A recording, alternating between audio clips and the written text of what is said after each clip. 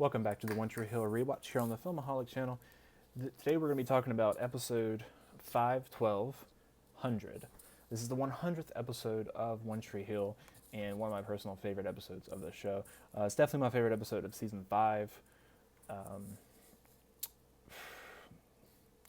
I think overall, and I could change this when I get to the end of the series, but overall I believe this is my third favorite episode of the series.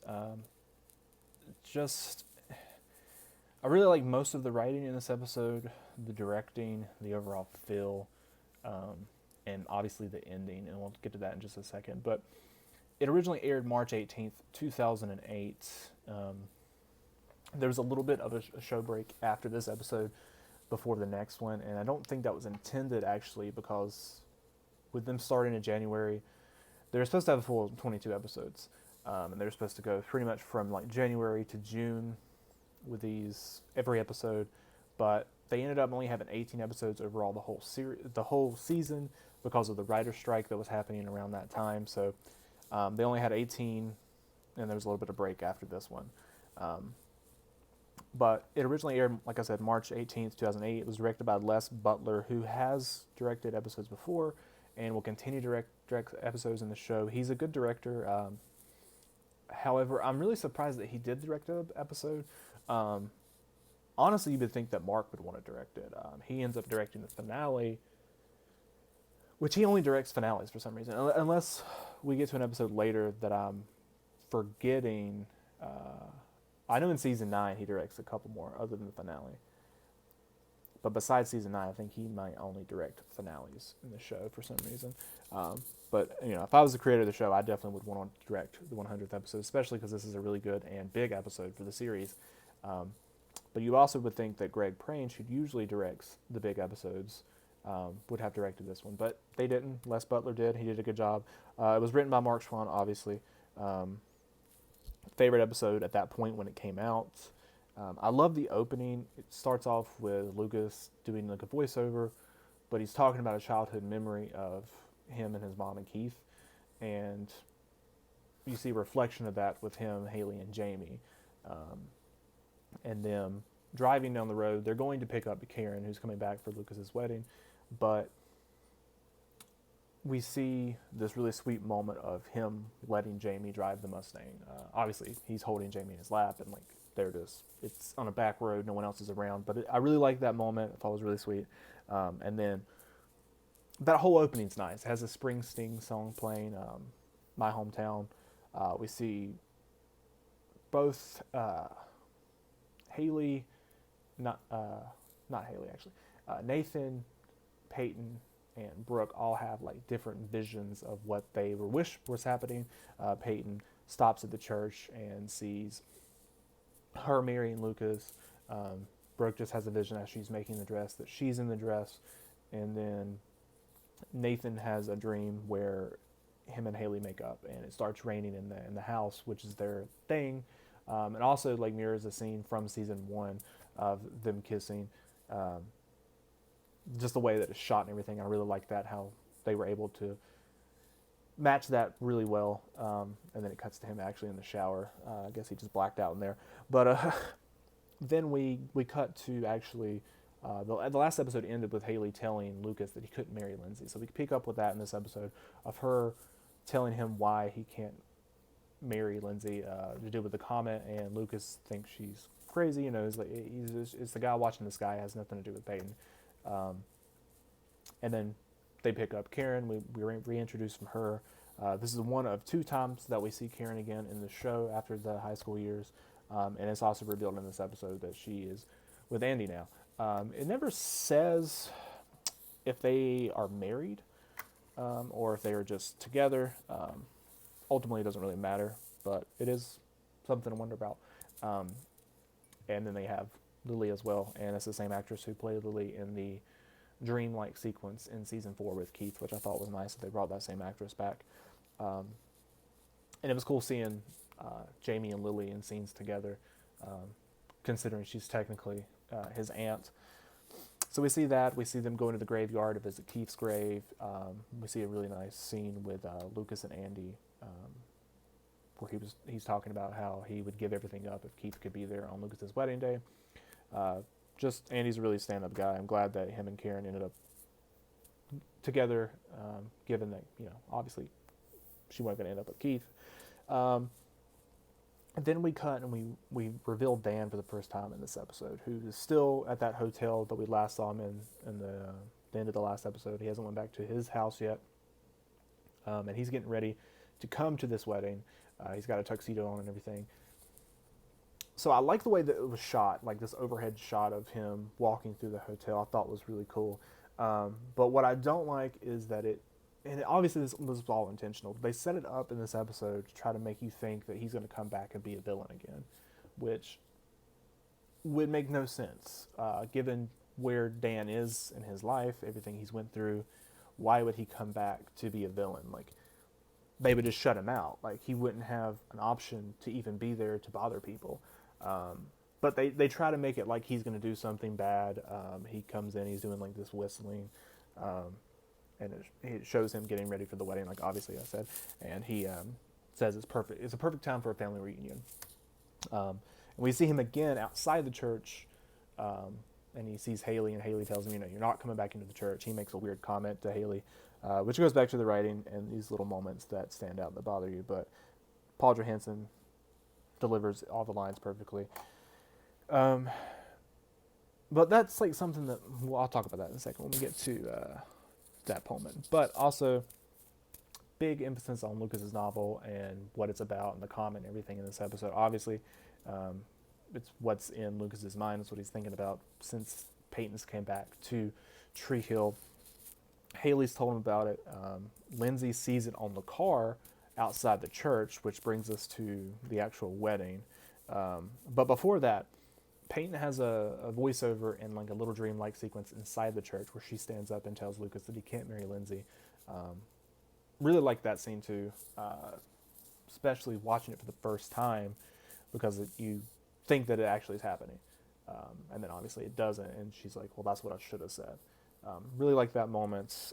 We also have a flashback around that time as well of Brooke telling something to Lucas. And this seems weird, and I don't know why they actually kept it in there, because the backstory of that, at least from what I've read online and stuff, was that the plan at the time, or something they thought about doing at the time, was her character wanted to have a kid, and that she was going to talk to Lucas about being a sperm donor, and him actually like having the kid that way. But they ended up not doing that, which I think was a good decision. I'm glad they didn't do that. But that conversation that she has with Lucas at Close Over Bros, which we see in the flashback, was supposed to be about that. And it comes across that way to me, with him saying, are you sure? Like, her just telling him she wanted to have a kid. Like, I don't know why that scene, why would he be at Close Over Bros? They didn't really seem like that sort of relationship. If that conversation came at the end of this season when they grew close again, then I can see her just telling him that she wanted to have a kid, and then that being a thing. But at this point, I didn't really see it that way. So I definitely think what they were going for was what I just said, and they decided to cut it, but they kept that scene in there for some reason. Maybe because Brooke brings it up again when she tells Peyton later in the episode that she wants to have a kid. She says Lucas had the same expression that you did. So maybe they had that in there, and so they just kept like the flashback for that reason. But she does reveal that to Peyton in this episode, that she wants to have a kid, which sets up Brooke's storyline for the second half of season 5, or the remaining episodes of season 5. And yes, so then Lindsay leaves Lucas at the altar.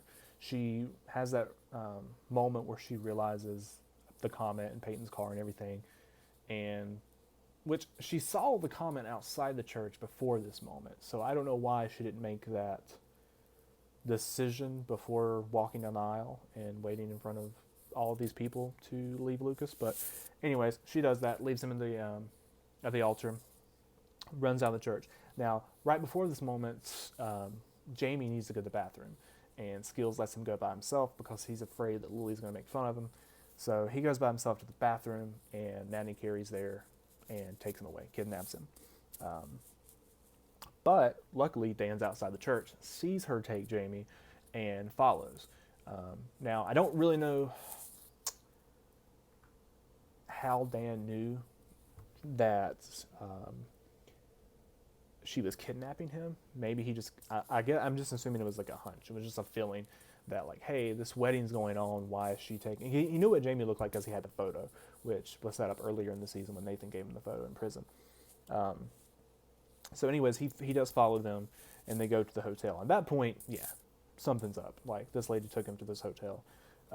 So he watches outside, and he ends up coming to the door to help Jamie, and Jamie's afraid because of what Nathan and Haley have told Jamie so far.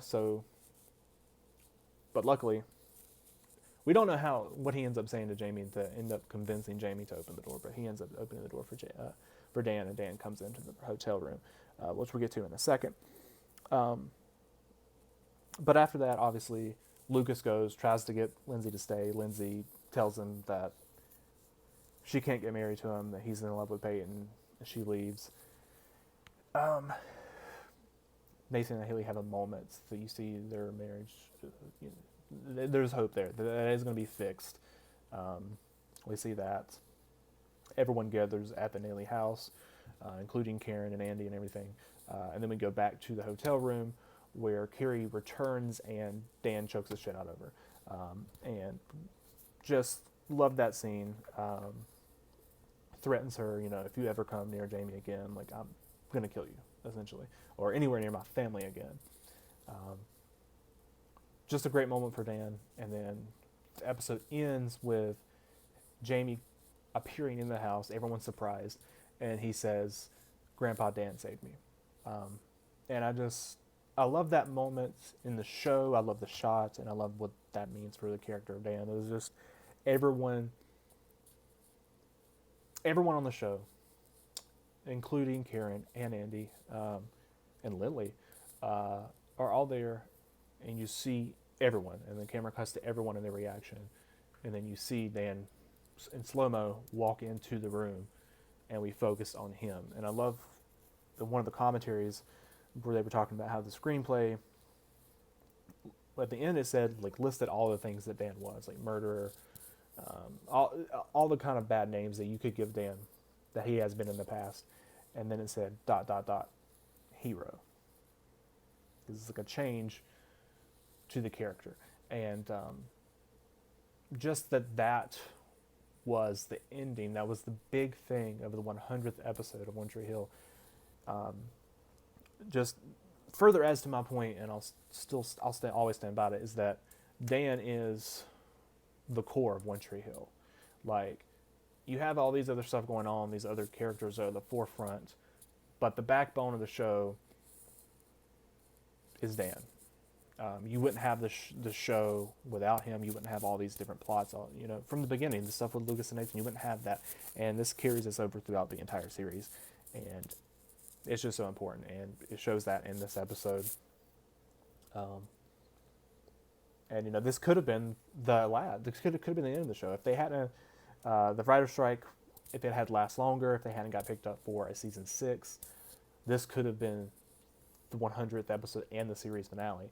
And if it had been, it would have been a good one, I think. Like, everyone, the Nathan Haley stuff there's still problems there. Like, they go to counseling in the next episode, but that they're going to be okay at the end of this episode. And the way that happens, everything happens with Dan, and a little bit, the stuff with Brooke too. She's already gotten rid of her mom. She wants to have a family. If this had been the series finale, I would have. I mean, obviously, I'm glad there's more seasons, but I would have been okay with it. Like, it was a good episode, and I'm glad that it was ultimately the 100th episode of the series, and one of my favorites. All right, guys, the next episode we'll be talking about the 101 episode of the series, 513. Don't forget to like this video and subscribe to the channel.